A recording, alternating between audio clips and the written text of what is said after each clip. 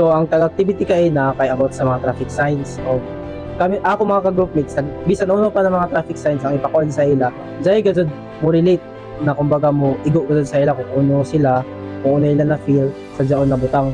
Dahil isa sa ako ka-groupmates ni hasa siya, pero normal naman sa kay ako magajud mo mag-show mo gajud ng mga kumbaga reaction na imo sa lawas nimo kung uno ka tag-uno nimo pagpa-feel ang imo nabati.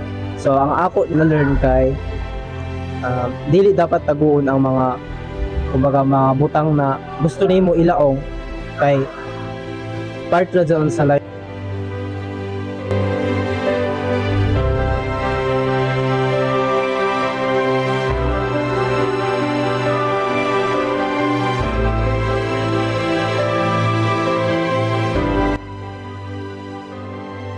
So ang ako na-learn kay na sa amo activity sa aton sa mga sign sa mga traffic ay dili ra sila about sa mga traffic signs kundi mo connect sad sila sa amo mga situation parehas kay na no turning left or no turning right na dili sa tanang panahon kinahanglan nato mo balik paglingi sa sa mga kinaagi na nato na kita ay nasakitan na ka, dili na kinahanglan natong balik kay daon na kasakit kay take it as a lesson.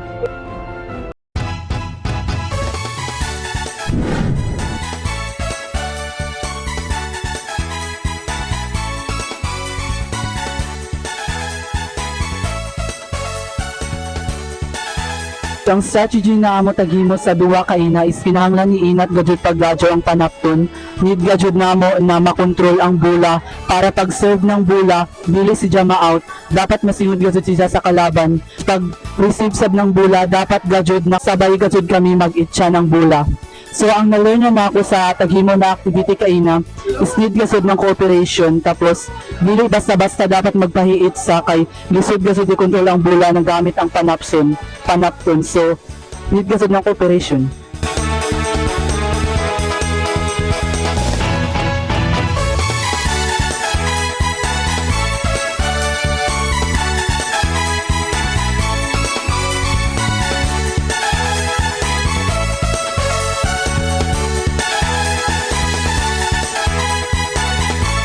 Ang strategy namin kaya nanalo kami sa laro is hindi mawala yung teamwork at saka wag agad itapon yung bola. Kailangan mo na mag-antay ng right timing para itapon yung bola para hindi din malaglag tapos mapunta sa ibang kalaban yung bola. Na-learn ko is dapat hindi mawala yung teamwork at saka collaboration.